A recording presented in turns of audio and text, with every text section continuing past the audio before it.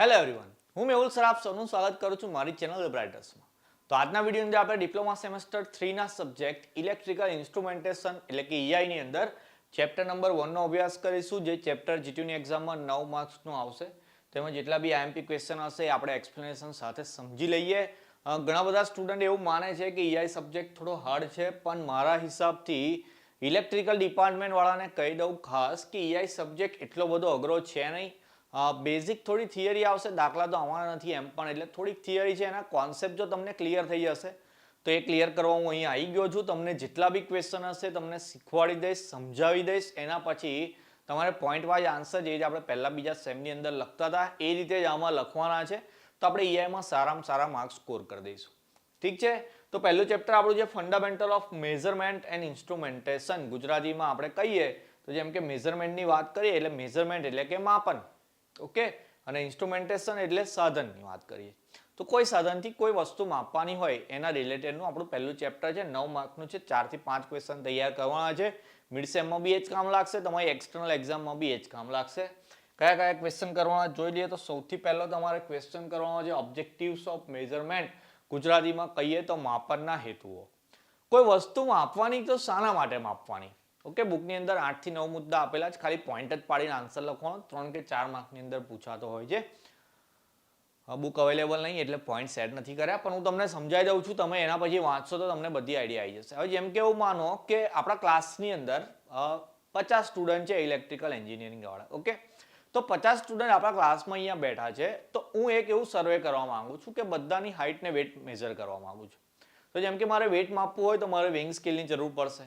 Height માપવા માટે પેલી જે ટેપ લાગતી હોય છે, મીટર ટેપ, એની મદદથી આપણે હાઇટ બી મેઝર કરીશું.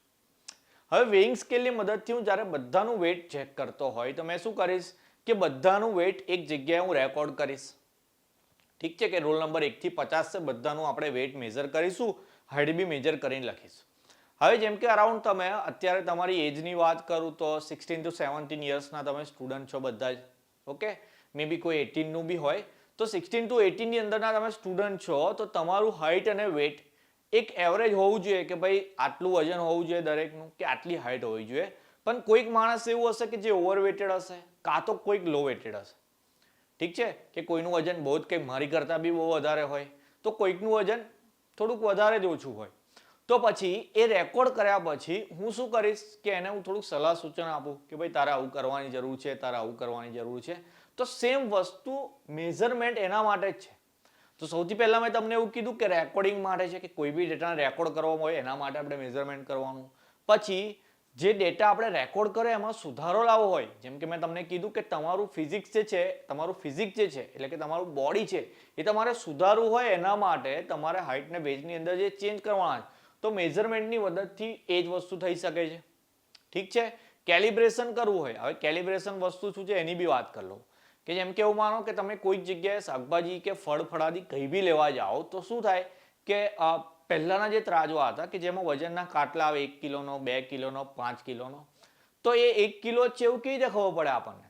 એ ભાઈ તો કાનનો લાયો હોય, એના ઉપર એને કોઈ મેટલ બીજી ચોંટાડી બી દીધું હોય, કે કોઈ બીજી રીતે આપણી જોડે છેતરપિંડી કરતો હોય, તો એ જે 1 કિલોનું કાટલું છે એનું આપણે કેલિબ્રેશન કરાવવું પડે. કયો શબ્દ કહું છું મેં? કેલિબ્રેશન. આપણે આગળ ડીપલી બી ભણવાનું આવશે કેલિબ્રેશન શું છે, એવું બીજા ચેપ્ટરમાં જ છે આઈ થિંક.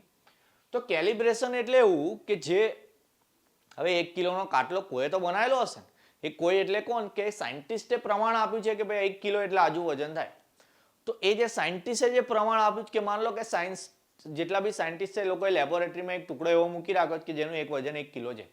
તો પછી એ કાટલાને હું 1 કિલોના પથ્થર જોડે કે મેટલ જોડે કમ્પેર કરીશ કે બંનેનું વજન ઇક્વલ છે કે નહીં. એવી રીતે જે વસ્તુ કરવામાં આવે એને કેલિબ્રેશન કરવામાં આવે. તો મેઝરમેન્ટની મદદથી આપણે કેલિબ્રેશન બી કરી શકીએ. જે બી વસ્તુ એ બધાનું કેલિબ્રેશન થઈ શકે. તો આ જે બધા હતા એ માપનના હેતુ જ કે ભાઈ માપવાનું શાના માટે. ઠીક છે, તો પહેલો ક્વેશ્ચન તો ખાલી પોઈન્ટ વાઇઝ આન્સર લખવાના છે ને, એમાં કોઈ વાંધો આવે છે નહીં. 3 કે 4 માર્કની અંદર પૂછાઈ શકે છે. બીજો ક્વેશ્ચન છે ત્રુટિ અને તેના પ્રકાર. અત્યારે સેમ 2 ની ફિઝિક્સની અંદર હું ચલાવી દીધો ક્વેશ્ચન ત્રુટિ અને તેના પ્રકાર. કે ત્રુટિ જે છે એ બે ટાઈપની, આ વ્યવસ્થિત, અવ્યવસ્થિત. વ્યવસ્થિતની અંદર 4 ટાઈપ હતા આઈ થિંક. સાધનની ત્રુટિ, વ્યક્તિગત ત્રુટિ, પ્રયોગ પદ્ધતિને કારણે આવતી હોય કોઈ ત્રુટિ એ છે, કાં તો ભાઈ ચોથી હતી બાહ્ય પરિબળોને લીધે, અને આ બાજુ રેન્ડમ એટલે કે અવ્યવસ્થિત ત્રુટિમાં કોઈ બી રીતે થઈ જાય એવું. ઠીક છે, તો એ જ વસ્તુ તમે અહીંયા લખી શકો છો. ત્રુટિ શું છે? એરર. What is error? તો એરર એટલે એની ડેફિનેશન કંઈક આ રીતે છે. દેખો જરા, ટ્રુ વેલ્યુ અને આપણે જે મેઝર કરી મેઝર વેલ્યુ, ગુજરાતીમાં તો અઘરું લાગે લખવાનું. ટ્રુ વેલ્યુ અને મેઝર્ડ વેલ્યુ એટલે એવું માનો કે વજનની વાત કરતા હતા આપણે, તો હું મારું વજન મને ખબર છે કે 70 કિલો છે, માન લો મારું વજન 70 કિલો છે અને હું વેઇંગ સ્કેલ પર ઉભો રહું તો 72 કિલો બતાવે છે. તો ખબર પડી ગઈ કે એ વેઇંગ સ્કેલમાં એરર છે. અને કેટલી એરર છે? તો કે 72 આવી. તો પછી આ બંનેનો ડિફરન્સ કે ભાઈ મેજર વેલ્યુ 72, ટ્રુ વેલ્યુ મારી મને ખબર છે 70, તો એ બેનો જે ડિફરન્સ હોય એટલે કે તફાવત હોય એને શું કહેવામાં આવે? એરર કહેવામાં આવે. એટલે કે 2 કિલોની જે એરર વાત કરી આપણે એ પ્રકારની વાત કરી. તો તમારે જે પ્રકાર ફિઝિક્સમાં પડી ગયા એ તો તમારે લખી જ દેવાના, જ મોડે કરેલું તો લખી જ દેવાનું. એની ઉપર બીજી 3 પ્રકારની ત્રુટિ તમારે સમજાવવાની છે. કઈ કઈ ત્રુટિ સમજાવવાની છે? તો સૌથી પહેલા તમારે સમજાવવાની છે ગ્રોસ એરર. ઠીક છે, પછી બીજી છે સ્કેમેટિક અથવા તો સિસ્ટમેટિક એરર અને ત્રીજી છે તમારી રેન્ડમ એરર. અથવા તો તમે પેલી 5 વસ્તુ સમજાવો એમાં આવી જ ગયું કે ગ્રોસ જે છે ગ્રોસ એરર એટલે કોઈ માણસથી આવતી હોય તે. તો એમાં આપણે 2 વસ્તુ સમજાવીને, એક તો વ્યક્તિગત ત્રુટિ અને પ્રયોગ પદ્ધતિને કારણે. તો એ બંનેને ગ્રોસ એરર કહેવાય. ઠીક છે, પછી સિસ્ટમેટિક અથવા તો સિસ્ટમેટિક લખજો, સ્કીમેટિક ના લખતા. આ જે સિસ્ટમેટિક એરર છે એ સાધનના લીધે આવે. તો એમાં બી આપણે એક મુદ્દો લખ્યો હતો કે સાધનની અંદર જો ભૂલ હોય, જે રીતે અહીંયા હું વજન માપતો તો 72 કિલો આવ્યું તો એ સાધનની એરર થઈ ગઈ. ઠીક છે, અને વ્યક્તિગતની અંદર બી એવું સમજો કે માન લો મારે વજન કરાવવું હોય તો મેં ખિસ્સાની અંદર 2 મોબાઈલ, પર્સ ને પછી બૂટ ને એ બધું પહેરીને ઉભો રહું તો પછી એ મારી ટેકનિક ખોટી કહેવાય વજન માપવાની, તો મારું એકચ્યુઅલ વજન ના આવે એમાં. ઠીક છે, તો એ ગ્રોસ એરરની અંદર જતું રહેશે. પછી રેન્ડમ એરર છે. માન લો કે હું ચપ્પલ, મોબાઈલ બધી વસ્તુ કાઢી નાખી, માન લો કે વેઇંગ સ્કેલ બી એકદમ પરફેક્ટ છે, તો બી એવું થયું કે ભાઈ હજુ એરર આવે છે. ખબર નહીં કેવી રીતે આવે છે પણ એરર આવે. તો એ એરરને કેવી એરર કહેવાય? રેન્ડમ એરર કહેવાય. તો આ રીતે એનો તમારા આન્સર ભલે 3 માર્કમાં પૂછાય તો બી પૂરેપૂરો છાપીને આવવાનો. આખું 1 થી 1.5 પેજ ભરી દેવાનું. કારણ કે આપણે ફિઝિક્સમાં જે રીતે તૈયાર કર્યું હતું એમાં બી તો પ્રશ્ન આવે તો એરર ને એની ટાઈપ્સ, તો પછી અહીંયા બી તો એ જ છે, તો જવાબ તો બદલાય નહીં, તો આપણે એ જ લખીને આવવાનું. ઠીક છે, એના પછી મેં અહીંયા લખ્યું ડેફિનેશન એટલે કે વ્યાખ્યાઓ. કઈ કઈ છે હું નહીં લખ્યું, પણ ટ્રુ વેલ્યુ છે, પછી રેન્જ છે, એવરેજ વેલ્યુ છે, પછી પ્રિસિઝન, એક્યુરેસી. ખાલી વ્યાખ્યાઓમાં કહે છે વાળી જે લાઈન એક એક પોઈન્ટ્સ હોય એ જ લઈ લેવાના.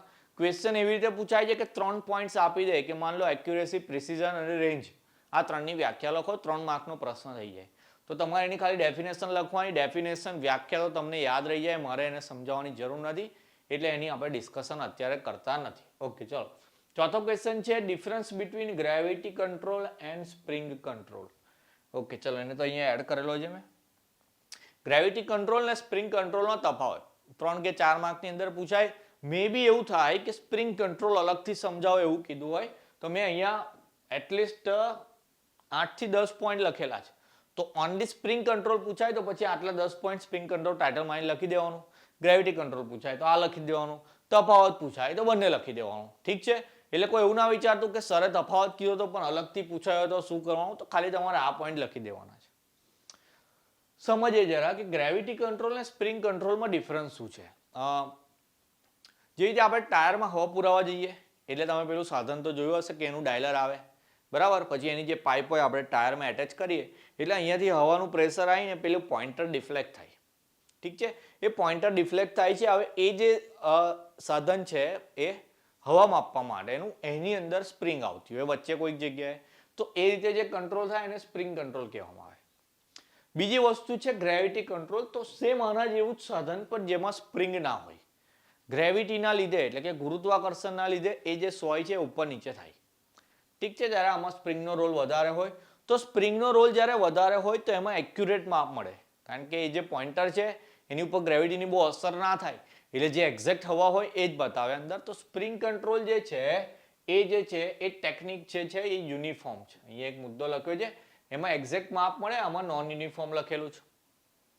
પહેલો મુદ્દો એવો લખ્યો છે કે અહીંયા આગળ સ્પ્રિંગનો યુઝ થાય છે 2, જ્યારે અહીંયા આગળ સ્પ્રિંગનો ઉપયોગ થતો નથી, એમાં ખાલી એક સ્મોલ વેટ યુઝ થતું હોય છે.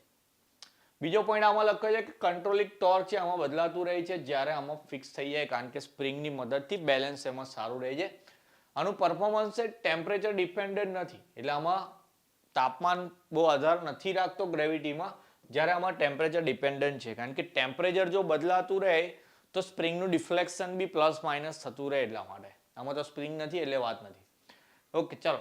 આમાં જે કંટ્રોલિંગ ટોર્ક છે સાઇન થીટા પર પ્રોપોર્શનલ હોય, એટલે કે સાઇન થીટા એટલે કે જે ખૂણો સાઇન પ્રમાણે જેટલો વધતો જશે એ પ્રમાણે ટોર્કમાં ફેરફાર આવે, જ્યારે આમાં સાઇન નથી, ખાલી થીટા અને પ્રોપોર્શનલમાં હોય છે. ઓકે, ચલો. The readings can not be taken accurately. મેં તમને એવું કીધું કે જ્યાં ગુરુત્વાકર્ષણની વાત આવશે, મતલબ કે સ્પ્રિંગ ન હોય તો એક્યુરેટ માપ નહીં મળે, એટલે અહીંયા એ જ વાત કીધી કે જ્યારે આમાં એક્યુરેટલી તમને માપ મળી જશે. આ જે સિસ્ટમ છે ગ્રેવિટી વાળી એ ઓનલી વર્ટિકલ સ્થિતિમાં જ રખાય, આમ ઊભી જ રખાય, કારણ કે ઊભું હોય તો ગ્રેવિટી લાગે ને, પછી આમ આડું કરતો તો ના લાગે ગ્રેવિટી. એટલે ઊભી સિસ્ટમમાં જ વપરાય ગ્રેવિટી કંટ્રોલ, જ્યારે અહીંયા એવું જરૂરી નથી વર્ટિકલ, તમે હોરિઝોન્ટલ પોઝિશનમાં બી વાપરી શકો છો. ગ્રેવિટીની અંદર લેવલિંગ કરવું પડે પ્રોપર, જ્યારે આમાં લેવલિંગની બહુ જરૂર હોતી નથી. ગ્રેવિટી કંટ્રોલ બી સિમ્પલ છે અને સ્પ્રિંગ કંટ્રોલ બી સિમ્પલ છે, પણ આ જે છે ચીપ છે. ચીપ એટલે સસ્તી, જ્યારે આ જે છે થોડી મોંઘી છે એની સરખામણીમાં. અને ગ્રેવિટી કંટ્રોલ છે રેરલી યુઝ થાય છે, એટલે બહુ વધારે એનો યુઝ થતો નથી, જ્યારે આ વેરી પોપ્યુલર છે. તો મેં જે તમને વાત કરી, જેવા મોસ્ટલી બધા બી સાધનો છે આપણે એમાં સ્પ્રિંગ કંટ્રોલ જ યુઝ કરતા હોય છે. તો તમે દેખો જરા અહીંયા 1 2 3 4 5 6 7 8 9 10 મુદ્દા તો આપણે લખી દીધા છે. તો 4 માર્કની અંદર જો અલગથી બી પૂછાય, તમે 10 પોઈન્ટ લખી દેશો તો તમને ફૂલ માર્ક્સ મળી જશે, એ મારી ગેરંટી છે. ઠીક છે, તો એક આઈએમપી ક્વેશ્ચન છે તમારે જે તૈયાર કરવાનો હતો. બીજો એક લાસ્ટ ક્વેશ્ચન છે block diagram of generalized measurement system. Okay, એટલે માપનની સામાન્ય પ્રણાલીનો બ્લોક ડાયાગ્રામ. આ બી મોસ્ટ આઈએમપી ક્વેશ્ચન છે. ચેપ્ટર આપણું 9 માર્કનું જ છે, એટલે આટલા જ ક્વેશ્ચન તમારે કરવાના છે ખાસ જીટ્યુ માટે. એમાંથી આ એક ક્વેશ્ચન છે એ તો લગભગ 100% પૂછાવાનો છે એક્ઝામની અંદર. ઓકે, 3 માર્કમાં આવે, 4 માર્કમાં આવે, મે બી તમારું નસીબ હોય તો જેકપોટમાં 7 માર્કમાં બી તમને પૂછી નાખશે. ઓકે, જોઈએ બ્લોક ડાયાગ્રામ કંઈક આ રીતનો છે. હવે આપણે વજન કાંટાની માપ કરી, વેઇંગ સ્કેલની વાત કરી કે જેના પર ઊભો રહ્યો મને 70 કિલો વજન બતાવ્યું. હવે કેવું છે કે એ આખી પ્રોસેસ છે કે મેં ઉપર ઊભો રહું છું ને પેલું 70 લખાઈને આવે છે, એના વચ્ચેની એક પ્રોસેસ કે જેને આપણે બ્લોક ડાયાગ્રામ કહીએ મેઝરમેન્ટ સિસ્ટમનો. હવે સૌથી પહેલા મારું વજન કરવાનું છે, એટલે મેં ઇનપુટ થઈ ગયો, તો મેં શું કરું કે વેઇંગ સ્કેલ પર ઊભો રહું. એટલે સૌથી પહેલું મેં ઇનપુટ છું અહીંયા, પહેલું વસ્તુ આવે સેન્સર, કે ભાઈ મેં એના પર ઊભો રહું એટલે એને ખબર પડે કે ભાઈ કોઈ વસ્તુ આવી છે, એટલે પહેલા સેન્સ કર. એટલે સૌથી પહેલા આવે સેન્સિંગ એલિમેન્ટ. કોઈ બી વસ્તુ હોય, હું વેઇંગ સ્કેલની વાત નથી કરતો, કોઈ બી વસ્તુ હોય, તમે જે બી માપતા હોય, વોલ્ટ મીટરથી વોલ્ટેજ માપો, એ મીટરથી કરંટ માપો, કોઈ બી જગ્યાએ જાઓ સૌથી પહેલા ઇનપુટ મળે એટલે એમાં સેન્સર હોય, એટલે પહેલા સેન્સ કરે. પછી છે વેરિયેબલ કન્વર્ઝન એલિમેન્ટ. હવે મારું વજન છે એ વેઇંગ સ્કેલને એક ટાઈપમાં બોજ લાગતું હશે, કે ભાઈ એને બહુ ફીલ થાય કે ભાઈ મારી પર એક લોડ આવીને ઊભો છે. હવે જેમ કે મેં મારી વાત કરું કે મારા ઉપર કોઈ માણસને તમે ઊભો રાખો તો મને દબાણ લાગશે, મને એનું વજન લાગશે, તો મેં જોર કરીશ. તો મે બી એવું માનો કે ટોમ એન્ડ જેરીની વાત કરતા હોય એ રીતે મારા ઉપર કોઈ ઉપર ચડી જાય તો મેં હવે ચીપો થઈ જાઉં, બરાબર, હું સેન્ડવિચ થઈ જાય. તો વેઇંગ સ્કેલને બી એવું ફીલ થવું જોઈએ. માન લો કે મેં તો થોડો દુબળો પતલો છું, પણ કોઈ ડોક્ટર હાથી જેવો માણસ એના પર ઊભો રહી જાય તો પછી વેઇંગ સ્કેલને બી ચપ્પટ થઈ જવું જોઈએ. પણ એ નહીં થતું એવું. એ શું કરે છે કે એ જે આપણે એની ઉપર ઊભા રહ્યા, એટલે કે આપણું ઇનપુટ જે છે એ સેન્સ કર્યા પછી એ કન્વર્ટ કરી દે છે. શામાં કન્વર્ટ કરી દે છે? તો કે ઇલેક્ટ્રિકલ સિગ્નલમાં કન્વર્ટ થઈ જાય. એટલે મારું વજન બી છે એ ઇલેક્ટ્રિકલ સિગ્નલમાં કન્વર્ટ થઈ જાય. એના પછી શું થાય તો કે વેરિયેબલ મેનિપ્યુલેશન થાય. બુકની અંદર થોડાક નામ અલગ હશે, મે બી બ્લોક ડાયાગ્રામની અંદર. અત્યારે મારી પાસે બુક નથી એટલે હું આ ઇન્ટરનેટથી એક લીધો છે અને અહીંયા મૂકી દીધો છે. પણ બુકમાં બી જે છે લગભગ આના જેવો જ છે, એટલે તમને સમજ પડી જશે. અહીંયા એક શબ્દ છે મેનિપ્યુલેશન, અને મે બી બુકમાં જે છે એમાં એક શબ્દ વાપરેલો છે ટ્રાન્સફર કે શું, મોડિફાય. ઓકે, મોડિફિકેશન એવું લખેલું છે. મેનિપ્યુલેશન નહીં લખ્યું, મોડિફિકેશન લખેલું છે. હવે શું છે મોડિફિકેશન? તો મેં તમને અહીંયા એવું કીધું કે આ ઇલેક્ટ્રિકલની અંદર ફેરવી દે સિગ્નલ. પછી ઇલેક્ટ્રિકલમાં હવે આપણને થોડું ઇલેક્ટ્રિકલમાં બતાવવાનું છે, એને તો પછી ડિસ્પ્લે કરીને આપવાનું કે ભાઈ 70 કિલો વજન છે. તો પછી એ જે છે એ મેનિપ્યુલેટ કરે, એટલે કે ડેટાને મોડિફાય કરે આપણને જે બતાવવાનું છે એમાં. એટલે ઇલેક્ટ્રિક સિગ્નલમાંથી એને જેમાં ડીપ ડેટા બતાવવાનો છે કે ભાઈ ડિજિટની અંદર બતાવવાનો 70 એવું લખીને આપવાનું છે, તો પહેલા એમાં મોડિફાય કરશે. એના પછી ડેટા પ્રેઝન્ટેશિંગ થાય, ડેટા પ્રોસેસિંગ થાય, એટલે કે ભાઈ ડેટા તૈયાર થઈ જાય કે 70 એવું આવી ગયું, અને એના પછી લાસ્ટમાં પ્રેઝન્ટેશન એલિમેન્ટ એટલે કે ડિસ્પ્લે એલિમેન્ટ અથવા તો આપણે એને કહીએ ઇન્ડિકેટિંગ, ઓકે, ઇન્ડિકેશન બી કહેવાય એને, જે રીતે સેન્સર હતું. તો અહીંયા ઇન્ડિકેટ થાય એટલે કે ડિસ્પ્લે ઉપર 70 kg લખાઈને આવે. ઠીક છે. લાસ્ટમાં ઓબ્ઝર્વર છે એટલે કે જે દેખતો હોય, જેમ કે મેચ દેખતો હોય આવી રીતે નીચે ભાઈ 70 કિલો વજન આવી. ઠીક છે.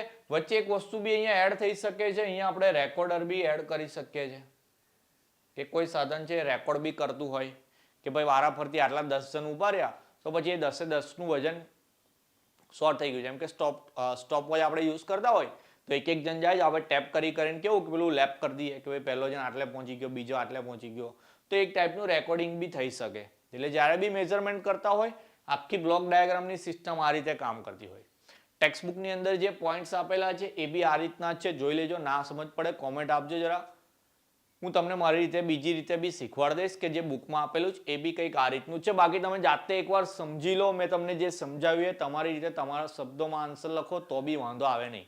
ઓકે, જે ક્વેશ્ચનમાં તમે તમારા શબ્દોનો યુઝ કરી શકો એમાં હું તમને સામેથી જ કહી દઈશ કે તમે એકવાર સમજ્યા પછી જાતે તમે બનાવીને લખશો તો ચાલશે, પણ જેમાં એવું નહીં થાય એમાં હું નહીં કહું એટલે પછી એમાં આપણે જાતે સાયન્ટિસ્ટ બની જવાનું નહીં. ઠીક છે. તો આજે પહેલું ચેપ્ટર હતું, એમાં તમારે આટલા ક્વેશ્ચન તૈયાર કરવાના છે. ખાલી કેટલા ક્વેશ્ચન કીધા આપણે તમને? 5 જ ક્વેશ્ચન છે, એટલા તૈયાર કરી દેવાના એટલે 9 માર્ક્સ તમારે આવી જશે. અને મિડ સેમમાં બી આ જ કામ લાગશે, તો આટલા જ પ્રશ્નો તમારે ખાસ તૈયાર કરી દેવાના. પ્લસ જો તમને કોલેજની ફેકલ્ટી એવું કહેતી હોય કે મિડ માટે IMP છે તો એ વાંચી લેવાનું ભાઈ. મિડનું પેપર એ મેડમ કે સર કાઢશે, એમાં મારો કોઈ રોલ નથી. તો મિડ માટેની તૈયારી અલગ છે, પણ GTO માટે તો તમારે ખાસ આટલા 5 ક્વેશ્ચન જ તૈયાર કરવાના રહેશે. ઓકે, તો હવે મળીશું નેક્સ્ટ વિડીયોની અંદર. ચેપ્ટર નંબર 2 સ્ટાર્ટ કરીશું. ત્યાં સુધી આટલું પાક્કું કરી દેવાનું, તમારું ધ્યાન રાખવાનું. જય હિન્દ, જય ભારત.